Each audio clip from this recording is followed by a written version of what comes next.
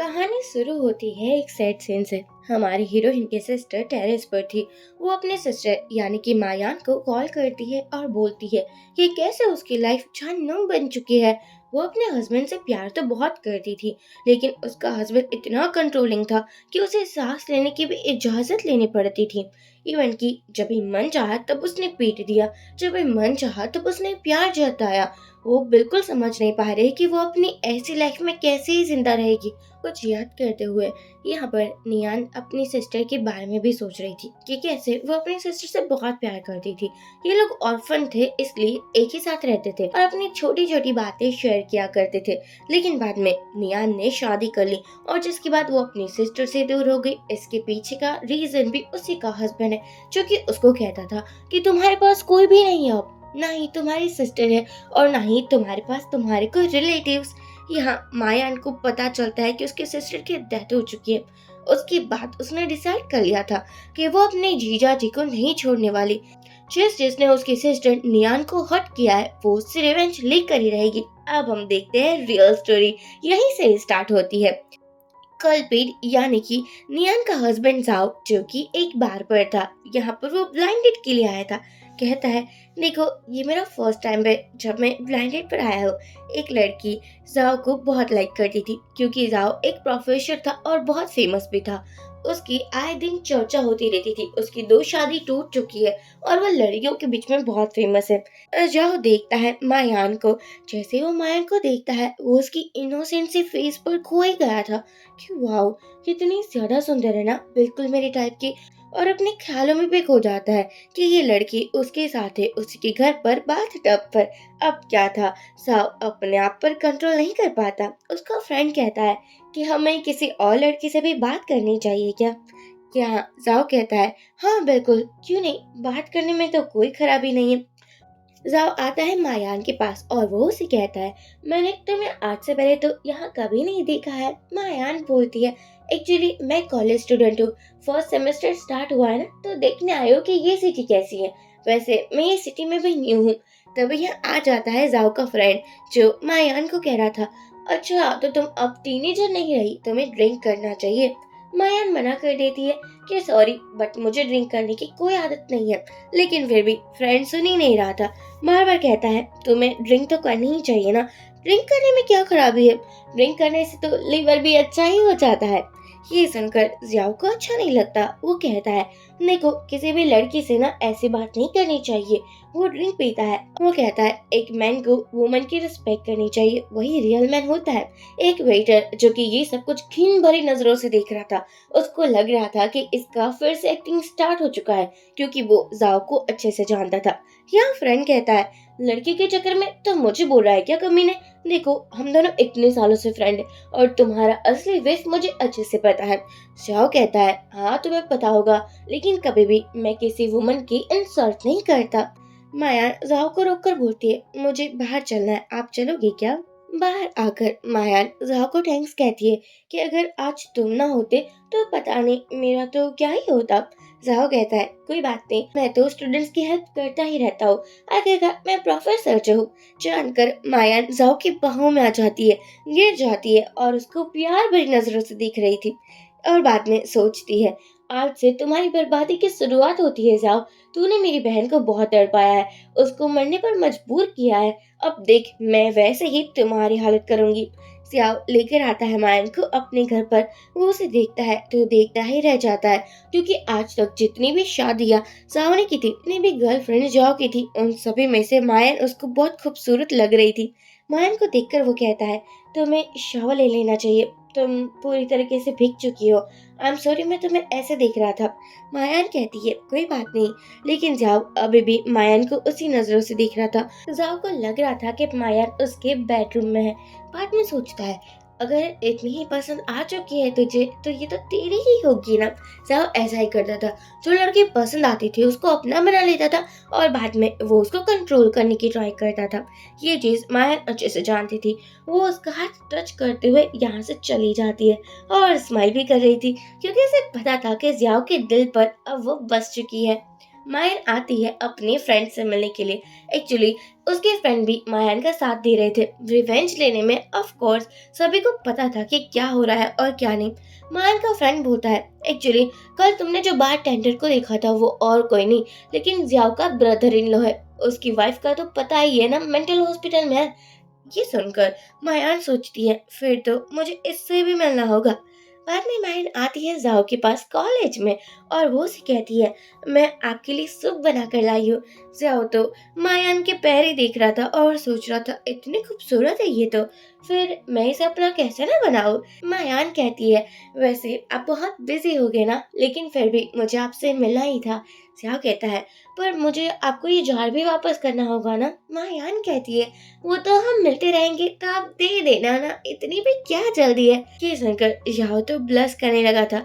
आखिरकार इतना innocent face है, लेकिन यही चेहरा बाद में बहुत खतरनाक बन जाता है। मायान बोलती है, हम दोबारा मिलेंगे प्रोफेसर, और यहाँ से चली जाती है। वो जा ही रही थी तभी उसका एक्सीडेंट हो जाता है, वो भी टॉम से। टॉम वही बारटेंडर था। यहाँ टॉम को देखकर मायान बोलती है, तुम ठीक तो हो ना, तुम्हें ज्यादा लगी तो नहीं है ना। आई एम सो सॉरी, मेरी वजह से ये सब कुछ हो गया। टॉम कहता है, कल रात को भी मैंने तुम्हें बाहर में देखा था, जितना हो पाए उतना तुम जाओ से दूर रहना, वो जैसा दिखता है वैसा बिल्कुल नहीं है। मायान टॉम को अपना नंबर देती है और कहती है, मैं तुम्हें जल्दी कॉल करूंगी, अब तो हमारा मिलना जुलना होता ही रहेगा ना। टॉम ये सभी उल्टी सीधी बातों को बिल्कुल समझ नहीं पाता और दूर से ये नजारा जाओ भी देख रहा था। वो कॉल करता है मायन को और पूछता है, तुम कहाँ हो। मायन कहती है, अरे मैं तो घर में हूँ। सियाओ सोचता है, तुम्हारी हिम्मत भी कैसे हुई मुझसे झूठ बोलने की, झूठ तो मुझे बिल्कुल बर्दाश्त नहीं है। बाद में सियाओ कैमरा की रिकॉर्डिंग देख रहा था जहाँ पर वो अपनी फर्स्ट वाइफ को कह रहा होता है कि तुम किसी भी मैन से नहीं मिलोगी, तुम्हारी लाइफ में अगर कोई मैन एग्जिस्ट करता है तो वो सिर्फ मैं हूँ। फर्स्ट वाइफ बहुत माफिया मांग रही थी, कह रही थी कि प्लीज मुझे माफ कर दो, लेकिन मुझे जॉब पर तो जाना ही होगा ना, और वहाँ लड़के तो होगी ही ना। ये सब कुछ याद कर कर जियाओ कहता है, मुझे पता है कि कैसे मुझे अपनी सभी गर्लफ्रेंड्स को कंट्रोल करना है। यहाँ जाओ के घर पर शॉकिंग ये चीज थी कि बहुत सारी लड़कियों की फोटो थी जिसकी लाइफ जियाओ ने बर्बाद की थी, और वो इस बात पर बहुत प्राउड ऑफ फील कर रहा था। कमाल का ही बंदा है ये। जियाओ मायान को कॉल करता है और उसके घर भी पहुंच चुका था। मायान जियाओ को देखकर जानकर ऐसे कपड़े पहनी थी जिससे उसका पैर दिखे और उस पर लगी हुई चोट भी जियाओ को नजर आ जाए। जियाओ कहता है, वैसे क्या ये घर में तुम अकेली रहती हो। मायान कहती है, हाँ अभी खरीदा है ना तो अकेली ही रहती हूँ, मेरा कोई बॉयफ्रेंड तो है नहीं, फिर अकेली ही रहना होगा ना। और वो जा रही थी लेकिन फिर से जियाओ को हक कर लेती है। आई मीन उसको क्लोज तो आना ही था ना, तभी तो वो जियाओ को अपनी मुट्ठी में कर पाएगी। जियाओ बड़े ही प्यार से मायान को देखने लगा था। बाद में वो उसे अपनी गोदी में उठा लेता है और कहता है, बताओ तुम्हें क्या हुआ है। मायान कहती है, एक्चुअली छोटा सा एक्सीडेंट हो चुका था एक डिलीवरी बॉय से, लेकिन तुम टेंशन मत लो, मैं बिल्कुल ठीक हूँ। ये सुनकर जियाओ कहता है, ठीक है मुझे तुमसे कुछ बात करनी थी। मायान सोचती है, अब आया उठ पहाड़ के नीचे, देखो कैसे आगे पीछे मंडराएगा आज के बाद मेरे पास। सियाओ कहता है, मुझे पता है तुम्हें एक अच्छी फैमिली चाहिए, एक अच्छा हस्बैंड चाहिए, एक ही लड़की का यही तो ड्रीम होता है, घर बैठो और हस्बैंड की सेवा करो, उसके अलावा क्या ही लड़कियों का काम होता है। हाँ यार सोचती है, कुत्ते तेरी सोच तो बहुत गिरी हुई है। सियाह कहता है, क्या तुम मेरी गर्लफ्रेंड बनोगी। मायान बोलती है, तुम्हें नहीं लगता ये जल्दी हो जाएगा, हम आज तीसरी बार मिल रहे हैं। सियाह कहता है, मैंने तुम्हें पहली बार देखा था ना, तभी से मुझे तुमसे प्यार हो चुका था, और देखो प्लीज मना मत करना, मेरे पास पैसे है और अच्छा घर भी, मैं तुम्हें बहुत खुश रखूंगा। माया शर्माते हुए हाँ कह देती है और सोचती है, जैसे तुम सभी लड़कियों को परेशान करते थे, अब से तुम्हारे वो दिन स्टार्ट आ चुके हैं। यहाँ जाओ मायान को लेकर अपने घर आता है और कहता है कि मुझे गोल्डन फिश चाहिए, क्या तुम लेने के लिए चलोगी। एक्चुअली जाओ की जब भी न्यू गर्लफ्रेंड बनती है वो एक गोल्डन फिश लेता है और उस गर्लफ्रेंड के जाने के बाद वो फिश पानी में फेंक देता है। ये चीज मायान अच्छे से जानती थी क्योंकि नियान ने अपनी डायरी में ये सभी चीज मेंशन कर कर रखी थी। यहाँ मायान कहती है, हाँ क्यों नहीं, वैसे भी मुझे तो गोल्डन फिश बड़ी ही पसंद है, कितनी ज्यादा अच्छी लगती है ना मुझे। सियाओ कहता है, ये तो और भी अच्छी बात है क्योंकि मुझे भी गोल्डन फिश पसंद है, और जैसे वो तड़पती है वो तो और भी पसंद है। मायान कहती है, ये तुम कैसी बात कर रहे हो, जियाओ कहता है, अरे मैं मजाक कर रहा था। मायान ने जियाओ के घर पर एक कैमरा भी फिट कर दिया था। आफ्टर ऑल उसे जो एविडेंस चाहिए था वो जियाओ के घर से ही तो मिलने वाला था ना। जियाओ आकर कहता है, क्या हुआ है? वो वही कैमरा चेक करने वाला था, यानी कि उसके पास जाने वाला था, लेकिन मायान अपने तरीके से उसको रोक देती है, एक चुम्मी देकर, और कहती है कि तुम मेरे लिए परफेक्ट हो। यहाँ पर जियाओ को अच्छा लग रहा था, वो उसे किस कर देता है, लेकिन मायान सोच रही थी, मुझे तुमसे घिन आती है, नफरत है मुझे तुमसे, लेकिन अब क्या कर सकते हैं। मेरे सिस्टर की लाइफ जो बर्बाद हुई है उसका बदला लेने के लिए मैं किसी भी हद तक जा सकती हूँ। मॉर्निंग में मायन ने ब्रेकफास्ट बनाया था।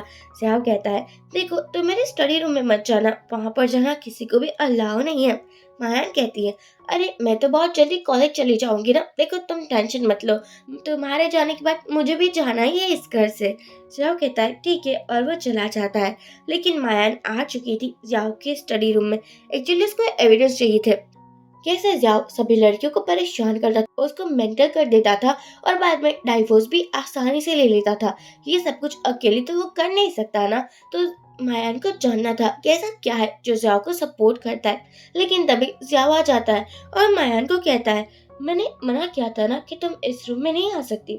मायान कहती है, वो मैं साफ सफाई करने के लिए आई थी, तुम्हारा ये रूम बहुत गंदा हो चुका था ना। अब जियाओ मायान पर गुस्सा करने लगा था, बिल्कुल साइको ही नजर आ रहा था कि जैसे उसकी बात ना मानने पर वो इतना गुस्सा हो जाता है कि उसको कंट्रोल ही नहीं रहता कि वो क्या कर रहा है। माया बहुत डरने की एक्टिंग करती है और कहती है, प्लीज मुझे माफ कर दो, मेरा ये इंटेंशन नहीं था। ये सुनने के बाद सियाओ भी बहुत इनोसेंट बन जाता है और कहता है, नहीं कोई बात नहीं, मैं समझता हूँ कि तुम डर चुकी होगी मुझसे, लेकिन मुझे गुस्सा आ चुका था, तुम भी मुझे माफ कर दो, क्योंकि वैसे तो मुझे गुस्सा नहीं आता ना, पर मुझे पसंद नहीं है कोई भी मेरे स्टडी टेबल पर जाए।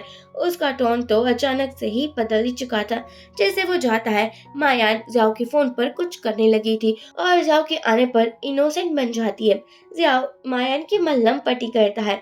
उसी रात मायान जाती है वहीं बार में जहाँ पर काम करता था टॉम। उसे पता था कि कैसे टॉम से बात करनी है।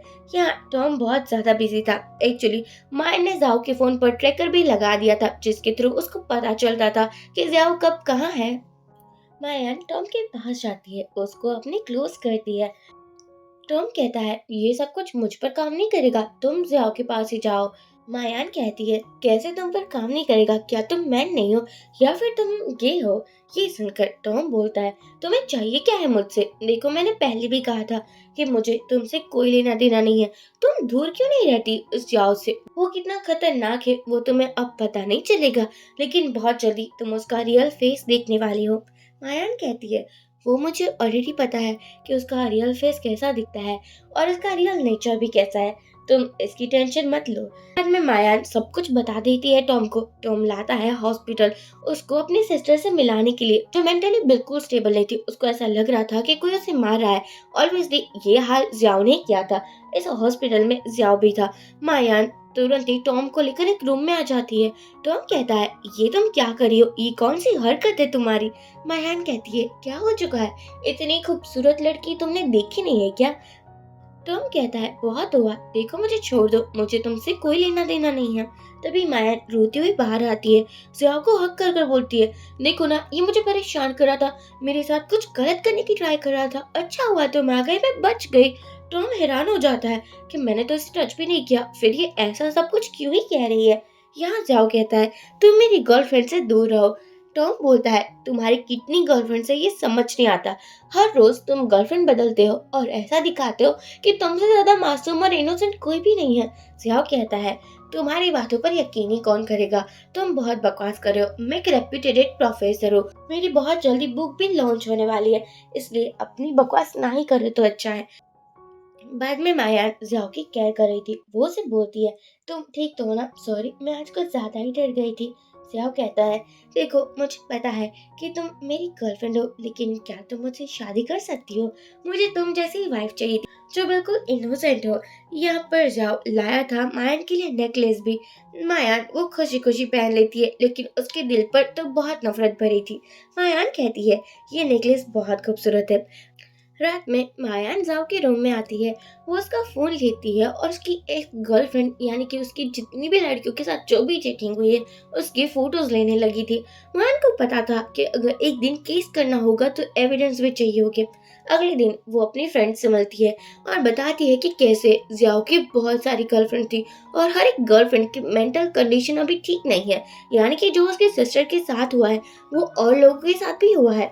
एक फ्रेंड बोलता है कि मुझे लगता है ये सब कुछ हमें संभाल कर रखना चाहिए और ये डिफिकल्ट होगा कि उसको अपने जाल में करना। वो कितना स्मार्ट है वो तो तुम्हें पता ही है ना मायान की।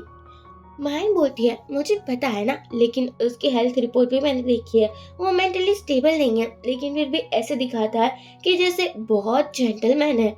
अब क्या था यहाँ पर, मायन घर में आती है और जाओ की कुछ ज्यादा ही क्लोज आ रही थी। उसका जी तो चाह रहा था कि वो जाओ का आज ही काम तमाम कर दे, लेकिन ऐसा कर नहीं सकती थी ना। वो कहती है मैं तुम्हारे लिए टाई लाई हूँ, तुम्हें पसंद तो आई ना। जिया बोलता है ऑफ कोर्स बहुत ज्यादा अच्छी है, वैसे तुम मुझसे शादी कब करोगी। वो उसके लिए केक भी लेकर आया था क्योंकि आज मायन का बर्थडे था। मायन को अपनी सिस्टर नियान की याद आ चुकी थी, कैसे वो दोनों अपना बर्थडे सेलिब्रेट करते थे क्योंकि दोनों ही ट्विंस थे और दोनों को ही पता था कि एक दूसरे के साथ तो पूरी लाइफ ही रहना है। जस्ट बिकॉज ऑफ जियाओ अब मायान के पास उसकी सिस्टर नहीं रही थी। यहाँ जियाओ कहता है कि प्लीज तुम मुझसे शादी कर लो ना, मैं तुमसे शादी करने के लिए कुछ भी कर सकता हूँ। ये सुनकर मायन भी मान जाती है। उसको पता था कि जाओ के क्लोज रहकर ही वो उससे बर्बाद कर पाएगी। बाद में मायान जाती है टॉम से मिलने के लिए। टॉम बोलता है तुम आज दोबारा क्या कर रही हो, क्या आज तुम जाओ को कहने वाले हो मैंने तुम्हारे साथ फ्लर्ट किया। मायन बोलती है अरे अरे मैं ऐसा क्यों करूंगी, देखो मैं तो कहना चाहती हूँ कि मैं तुम जैसे ही हूँ, विक्टिम में से एक हूँ। मुझे जाओ को सबक सिखाना है इसलिए तो मैं ये सब कुछ कर रही हूँ। ये सुनकर टॉम कहता है मैं कुछ समझा नहीं। मायान कहती है मैंने तुम्हें बताया था ना कि मेरी सिस्टर की हालत भी कैसे की है जियाओ ने। कम से कम तुम्हारी सिस्टर जिंदा तो है लेकिन मेरी सिस्टर तो जिंदा भी नहीं है। अब तुम ही बताओ मैं क्या ही करूंगी। टॉम कहता है तो तुम ये कह रही हो कि मैं तुम्हारा साथ दूं। मायन कहती है ऑफ कोर्स। बाद में वो एक फ्यूनरल पर आती है। ये उसी लड़की का फ्यूनरल था जो स्कूल टाइम में मायान और उसकी सिस्टर नियान को बहुत परेशान करती थी। अब मायन की बारी थी कि कैसे वो इस लड़की की इंसल्ट करेगी। वो उसके फोटो पर फ्लावर फेंकती है। डायरेक्टर यानी कि स्कूल की डायरेक्टर कहते हैं ऐसा तुम कैसे कर सकती हो, मायान हो ना तुम। मायन का फेस बदल चुका था जिसके बाद वो उसे पहचान तो नहीं पाते। मायान कहती है आपके बेटे डिजर्व नहीं करते रिस्पेक्ट। उसने कितनी लड़कियों को परेशान किया है, कितनी लड़कियों को स्कूल से जाने पर मजबूर किया है। तभी यहाँ आ जाता है उसे लड़की का ब्रदर जो कहता है मैं अभी पुलिस बुलाता हूँ और तुम्हें यहाँ से निकलवाता हूँ। मायान कहती है आप लोग ट्राई कर सकते हो लेकिन आपकी डायरेक्टर अभी जो काली चिट्ठी थे ना करतूते थी वो मैंने ऑनलाइन पोस्ट कर दी है, अब आपको पता चलेगा। स्कूल टाइम में डायरेक्टर अपनी बेटी का बहुत साथ देते थे जिसके बाद उसको लाइसेंस मिल चुका था कि जिसकी चाहो उसकी इंसल्ट करो और परेशान करो। यहाँ माया सभी फोटोज भी लाई थी जिसमें डायरेक्टर की बेटी बहुत सारे लड़कों के साथ थे, अलग अलग हैंग आउट कर रही थी और चिल मार रही थी। ये देखकर डायरेक्टर हैरान हो जाते हैं। मायान कहती है जिसको आप अपनी आइडल बेटी कहते थे ना वो इतनी भी आइडल नहीं है, छोड़ो आप यही डिजर्व करते हो। और वो आज कुछ ज्यादा खुश थी क्योंकि उसने अपनी एनीमे को मजाज चखा दिया था। कार में आने के बाद टॉम ने डिसाइड किया था कि वो मायन का सपोर्ट करेगा, उसका साथ देगा क्योंकि ये तो करना ही था ना। उसको भी तो अपनी बहन की जो हालत थी उसका बदला जियाओ से चाहिए था। मायान कहती है अच्छा तो अब तुम वही करोगे जो मैं कहूंगी, और वैसे भी मुझे बहुत जल्दी जाओ से शादी करनी है। ये सुनकर टॉम कहता है तुम उससे शादी कैसे कर सकती हो, देखो वो बिल्कुल अच्छा आदमी नहीं है, वो तुम्हारी लाइफ पर बात कर देगा। मायान कहती है वो मेरी लाइफ बर्बाद करेगा वो ऐसा हो नहीं सकता क्योंकि अब तो उसकी लाइफ बर्बाद ही हो चुकी है क्योंकि मैं जो उसकी लाइफ में हूँ। यहाँ जियाओ अपनी एक्स वाइफ के पास था यानी कि टॉम की सिस्टर के पास। वो उसे फ्रूट खिला रहा था और उसके साथ बातें कर रहा था जो बात नॉर्मल नहीं थी। वो उसे कुछ ज्यादा ही बोल रहा था कि तुम ऐसे ही रहो, यहाँ पर ही रहो। तभी मायान आ जाती है और कहती है जाओ तुम यहाँ क्या कर रहे हो, और ये लड़की कौन है, तुम्हारी सिस्टर है क्या। जियाओ कहता है नहीं ये मेरी एक्स वाइफ है, पता नहीं इसकी कंडीशन ऐसे हो चुकी थी, उसके बाद मैं इसका हॉस्पिटल बिल्स भी पे करता हूँ और इसकी बहुत केयर करता हूँ। माफ करना मैंने तुम्हें बताया नहीं, लेकिन शादी से पहले मैं सब कुछ क्लियर करना चाहता था इसलिए तो मैं तुम्हें यहाँ लेकर आया था। अगले दिन यहाँ पर जियाओ की शादी हो रही थी। तभी उसकी एक्स वाइफ आती है, जिसको देखकर जाओ डर चुका था क्योंकि उसे लग रहा था कि यहाँ पर शादी नहीं होगी। तभी मायान आती है जिसकी हालत खराब थी। ऑफ कोर्स ये प्लान भी मायान का ही था। उसको जियाओ को आज से ही पागल करना स्टार्ट करना था। तभी तो वो धीरे धीरे ऐसी सिचुएशन क्रिएट कर रही थी। मायान कहती है, देखो ना, इसने मुझे बहुत मारा, मेरी बहुत इंसल्ट की और मेरी वेडिंग ड्रेस भी छीनने की ट्राई की। और तभी वेडिंग में टॉम आ जाता है और वो कहता है, मेरी सिस्टर से दूर रहना, वैसे तुमने ही इसकी लाइफ खराब की है। यहाँ पर वो जियाओ के बारे में सब कुछ बताने लगा था ताकि मायन को ऐसा लगे कि वो तो उसकी साइड पर है ही नहीं, यानी कि जियाओ को कोई शक भी ना हो। मायन कहती है, ये क्या बात हुई, ये तुम ऐसे कैसे बात कर सकते हो?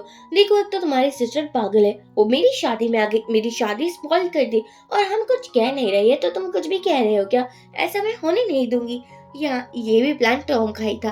टॉम को पता था कि कैसे जियाओ को सभी पर शक होता है, इसलिए वो चाहता था कि जियाओ को यकीन हो जाए कि मायान और टॉम के बीच में कुछ भी नहीं है। अब वेडिंग रूम में यहाँ पर मायान आती है। जियाओ से बोलता है, माफ करना, मेरी एक्स वाइफ ने बहुत बड़ा तमाशा कर दिया ना, पर तुम मुझ पर यकीन करो, मुझे तुम्हें सब कुछ सच बताना था।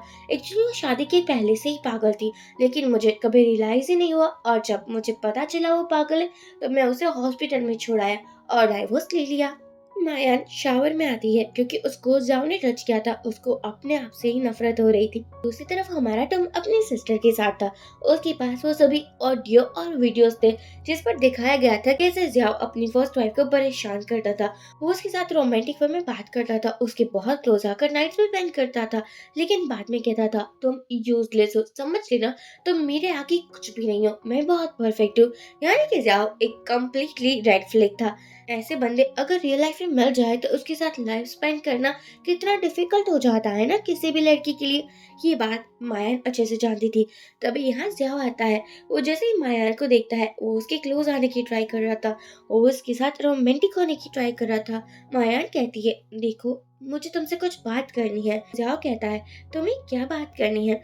अगले दिन जियाओ का बुक लॉन्च होने वाला था। यहाँ पर सभी लोग उसे कह रहे थे कि आप तो बहुत परफेक्ट हो, आपकी शादी अब बर्बाद हो गई है, लेकिन आपको वाइफ ऐसी ही तो मिली है ना, अब जाकर आपको अच्छी वाइफ मिली है। सभी लोग जाओ को सपोर्ट करते थे, जबकि उसकी इतनी बार शादी हो चुकी थी, इतनी बार ब्रेकअप्स हो चुके थे, लेकिन फिर भी सभी को लगता था कि जाओ जैसा बंदा मिलना पॉसिबल ही नहीं है, कितना परफेक्ट है ना। लेकिन रियलिटी तो मायान अच्छे से जानती थी। यहाँ जाओ कहता है, मेरी ऑलरेडी एक वाइफ है जो बहुत प्रीति है। वो सभी को इंट्रोड्यूस करवाता है कि उसने अभी अभी शादी की है और वो अब अपनी वाइफ के साथ खुशी खुशी रहना चाहता है और वो बेबी भी प्लान करेगा ताकि वो बाद में रिटायरमेंट ले सके। अब हम देखते हैं घर में आने के बाद जियाओ मायान के बहुत क्लोज आ चुका था। वो सो रही थी और वो कहता है, अब से तुम मेरी पेट हो, तुम्हारे साथ खेलने में मजा आएगा। मायान जगी रही थी, उसे पता ही था कि कभी भी कोई बदल नहीं सकता और स्पेशली जियाओ जैसे लोग। यहाँ जियाओ मायान को कॉल करता है मॉर्निंग में और कहता है, हमें बच्चे के बारे में सोचना चाहिए ना। मायान कहती है, हाँ क्यों नहीं, वैसे भी तुम्हारी उम्र हो चुकी है, तुम्हें जल्द से जल्द बेबी कर लेना चाहिए। जियाओ कहता है, तुम अच्छा मजाक कर लेती हो, मैं तो अभी भी यंग ही दिखता हूँ। मायान सोचती है, तुम्हारा बेबी और मैं रखूंगी, ऐसा मैं बिल्कुल नहीं होने दूंगी, उससे बेटर तो मैं मर ही ना जाऊं। मायान वीडियो कॉल में टॉम से बात कर रही थी। वो उसे सभी कंडीशन शेयर कर रही थी कि कैसे जियाओ का नेचर बदलने लगा है, कहीं वो मुझसे प्यार तो नहीं करने लगा है ना। वैसे अगर प्यार करता भी है तो उसका भी फायदा उठाना तो बनता है ना। जियाओ जैसे मैन का फुल टू फायदा उठाने में ही भला है। तभी यहाँ पर जियाओ आ जाता है। वो कहता है, तुम किसके साथ बात कर रही थी? मायान बोलती है, मैं वर्क की बात कर रही थी। जियाओ कहता है, तुमने सोचा है क्या बेबी के बारे में? मैंने कहा था ना, मुझे तुमसे प्यार है तो मुझे एक बच्चा भी चाहिए। मायान कहती है, अभी मेरी उम्र ही क्या है बच्चा करने की, तुम ये सब कुछ बातें अपने दिमाग से निकाल दो।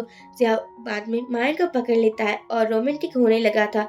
ये दोनों नाइट स्पेंड करते हैं, लेकिन मायान को तो डर लग रहा था जियाओ से, क्योंकि आज उसका बिहेवियर कुछ ज्यादा ही अलग था। वो मायान को हर्ट भी कर रहा था क्योंकि उसका फिर से एंगर बढ़ चुका था। मायान ने एक पिल्स भी ले ली थी जिसके बाद वो प्रेग्नेंट नहीं होगी।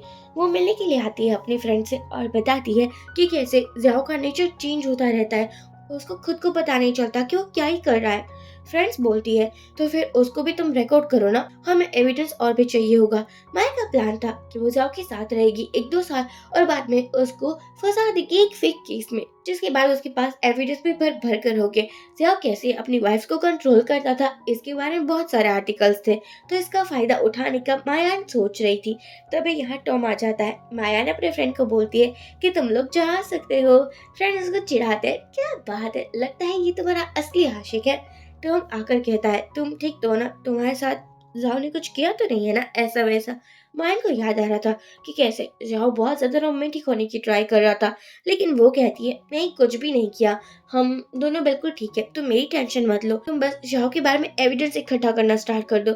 मैं भी उसे मेंटल बनाना चाहती हूँ, मैं भी उसे वही रूम में रखना चाहती हूँ जहाँ रूम में आज तुम्हारी सिस्टर है। तुम टेंशन मत लो, मैं उसे बर्बाद करने में अपनी इमोशनल को बिल्कुल नहीं आने दूंगी। तो उनको पता था कि मायन की नफरत अब पीक पर है, इसलिए वो कभी भी जाओ के लिए कोई भी प्यार व्यार फील नहीं कर सकती।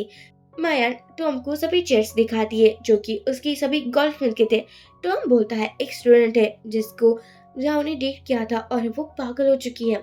टॉम उस लड़की से मिलने के लिए जाता है जो बहुत डरी सहमी रहती थी, किसी लड़के के पास जाना को दूर की बात है, वो उसे देखती भी नहीं थी।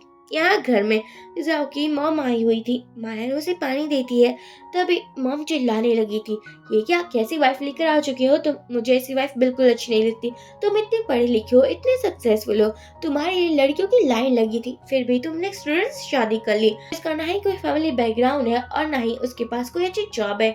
जाओ देखो, अगर दोबारा शादी करनी हो ना तो मुझे ही बताना, अच्छी से लड़की तुम्हारे लिए ढूंढ दूंगी।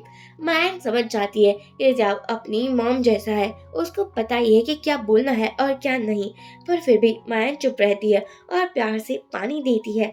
जाओ अपनी मॉम को कहता है हम बहुत जल्दी बेबी प्लान करने वाले हैं, इसलिए आप गुस्सा मत कीजिए, आपको अपनी पोती पोती ही चाहिए ना। अब हम देखते हैं जब मैं अकेली थी तब तो उसकी सासू मॉम का नेचर बदल ही चुका था। वो उसको एक ड्रिंक देकर बोलती है ये पी लो, जिसके बाद तुम जल्दी प्रेग्नेंट हो जाओगी। मायान कहती है क्या आप पागल हो चुकी हो, मैं अभी कॉलेज गोइंग स्टूडेंट हूँ और मैं प्रेग्नेंट होगी, या आपने सोच भी कैसे लिया, मुझे कोई बेबी नहीं चाहिए, अपनी इस घटिया से दिमाग में ये घटिया सी सोच निकाल ही दो ना। सासू मॉम बोलती है मेरी बेटी के सामने तो तुम्हारी जुबान ही खुलती थी और अब देखो तुम कैसे बके जा रहे हो। माया कहती है क्या करूँ ना, मुझे आदत पड़ चुकी है, मैं किसी की भी बात नहीं सुनती।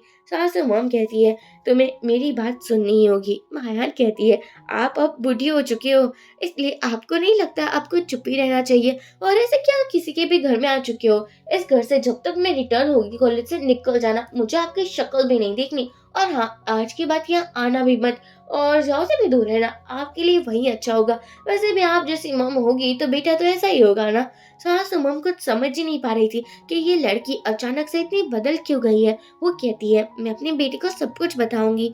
माया कहती है जाओ बताओ, मुझे क्या ही लेना देना है। मायन को पता चला था कि वो लड़की की भी हालत सेम टू सेम उसकी सिस्टर जैसी है। वो उसकी पास आती है और कहती है तुम कोई भी गलत काम नहीं कर सकती, देखो मैं तुम्हारे साथ हूँ, मैं झूठ नहीं बोलूंगी, हम भी विक्टिम सी है, हमें भी अच्छे से पता है कि जाओ का रियल फेस क्या है।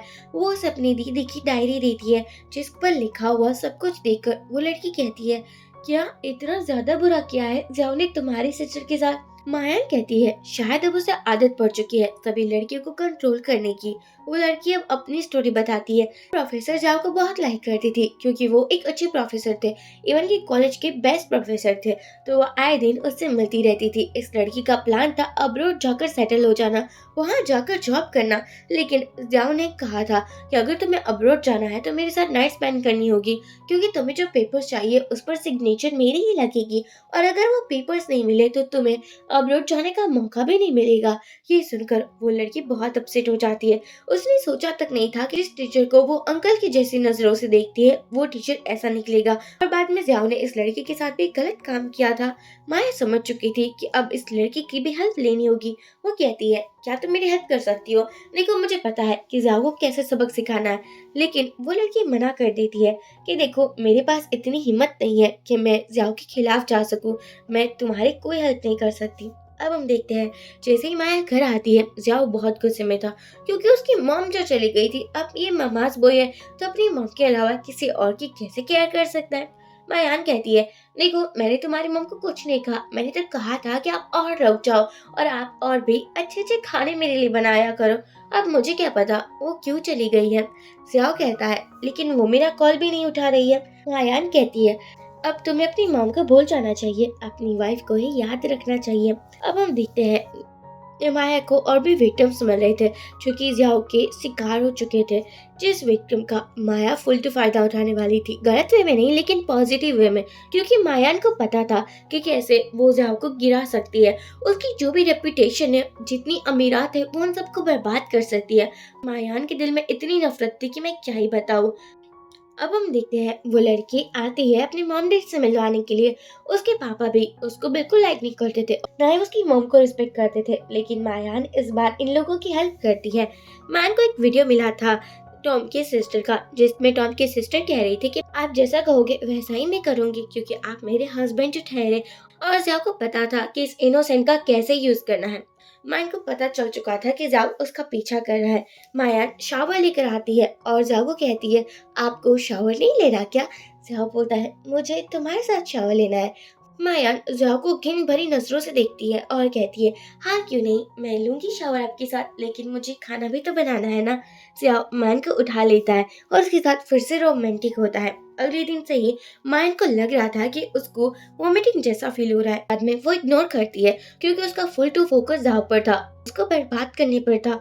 मायन वॉशरूम में आकर बोलती है, उस मॉन्स्टर का बच्चा मैं नहीं रख सकती, उसके जैसा बच्चा मैं पैदा नहीं कर सकती, ये गलत होगा।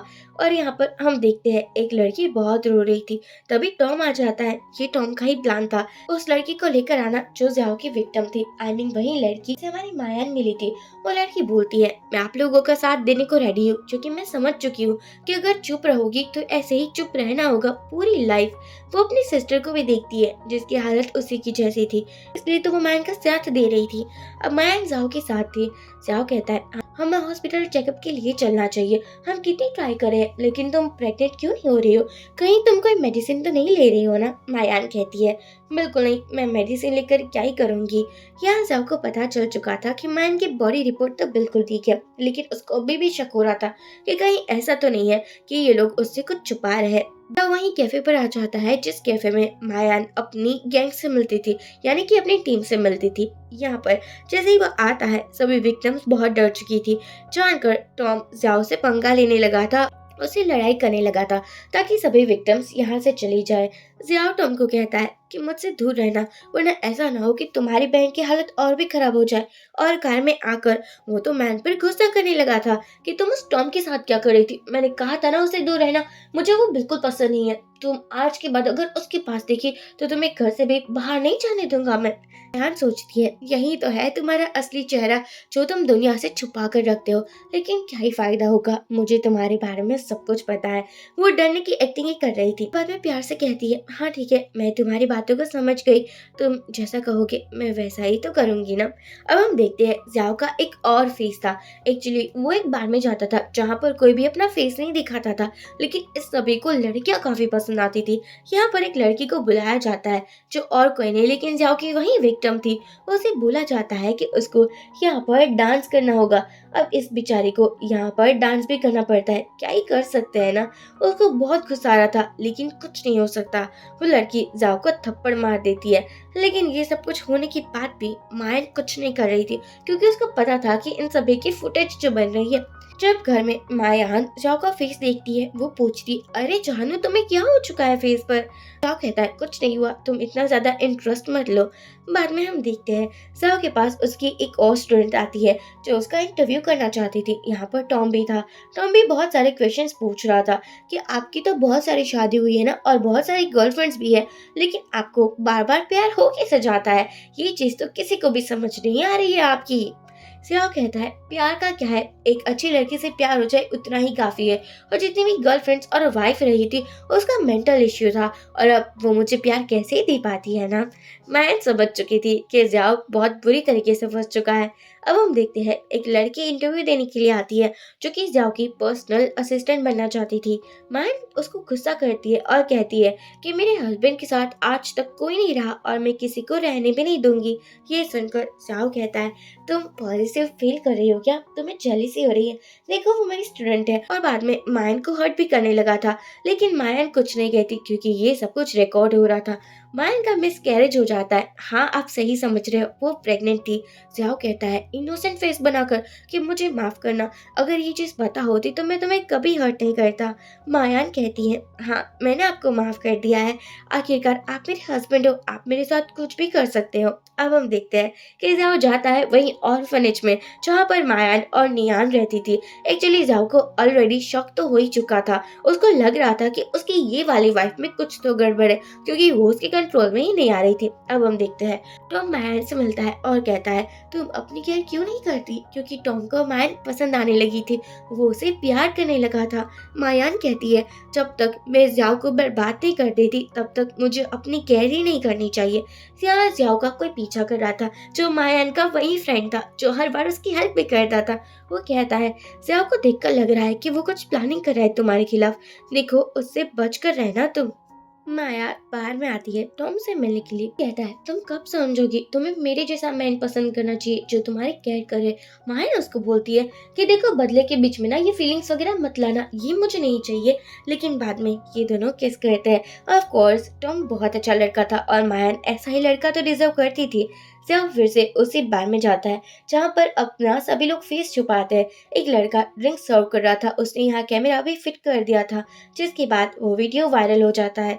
यहाँ पर जाओ की जो रेपुटेशन थी वो खराब हो चुकी थी और बाद में जाओ इतना टेंशन में आ चुका था कि मैं क्या ही बताऊँ। वो अपनी मेडिसिन भी लेता है, तभी उसके सामने मायान आती है और कहती है आप ठीक तो हो ना। जाओ कहता है ऑफ कोर्स मैं ठीक हूँ। एक्चुअली जाओ की हालत और भी खराब हो चुकी थी, जो मेडिसिन वो ले रहा था उसको लग रहा था कि उसकी बीमारी की मेडिसिन है, लेकिन हमारी मायान ने वो मेडिसिन ऑलरेडी बदल दी थी जिसके बाद जाओ की हालत और भी और खराब होती जा रही थी। और ऑनलाइन भी सभी लोग जाओ को बहुत ट्रोल कर रहे थे कि प्रोफेसर बनता है लेकिन कैसे गंदे गंदे काम करता है, कितनी गर्लफ्रेंड्स को फंसा कर भी रखा हुआ है। अब ये सब कुछ प्लान माया का ही था, एक दिन तो जाओ के सामने आना ही था ना।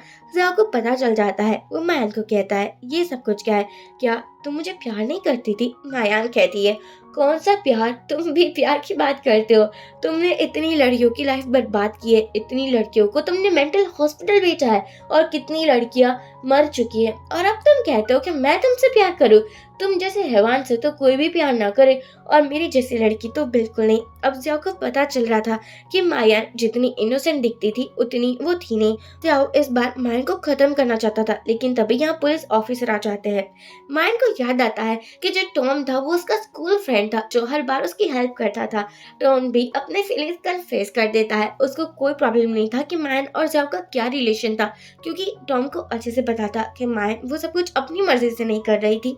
टॉम बोलता है कि देखो तुम्हारा इंटरव्यू तो वायरल जा रहा है, एक्चुअली हमारे मायन ने एक इंटरव्यू दिया था जहाँ पर उसने जाओ के बारे में बोला था और उसकी सभी एक्स गर्लफ्रेंड और एक्स वाइफ के बारे में भी बोला था।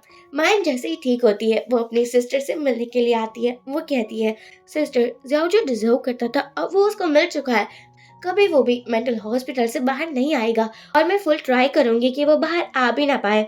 यहाँ हम जाओ को देखते हैं जो मेंटल हो चुका था, लेकिन उसको याद था कि ये सब कुछ करने वाली मायान ही है। उसकी दो एक्स वाइफ आ जाती है जो सेम ऐसे मेंटल हॉस्पिटल में थी। वो जाओ को कहती है हाँ भी तुम यहाँ आ चुके हो क्या, चलो हम कुछ ट्राई करते हैं, कुछ डिफरेंट करते हैं, चलो ना हम फ्रूट कट करते हैं।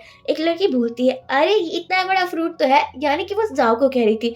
जाओ अब तो सच में पागल हो चुका था, उसकी कंडीशन देखने वाली थी और ये देखकर बहुत सुकून मिल रहा था। जाओ यही एंडिंग डिजर्व करता था। मैंने गोल्डन फिश को भी पानी में डाल दिया था क्योंकि उसको आजाद जो करना था। यहाँ टॉम आता है और कहता है कि क्या अब तुम मेरी होकर रहना चाहोगी, मुझे लगता है कि तुम्हारे पास कोई ऑप्शन नहीं है मेरे अलावा। ये सुनकर मायान बहुत खुश हो जाती है, ये दोनों साथ में रहने लगे थे और इसी के साथ मायान की हैप्पी एंडिंग हो जाती है। सो फ्रेंड्स ये ड्रामा थोड़ा डिफरेंट है जो मैं यूजुअली एक्सप्लेन करती हूँ। आप मुझे कमेंट की तरफ जरूर बताइए कि आपको ये ड्रामा कैसा लगा। Thank you for watching, bye bye.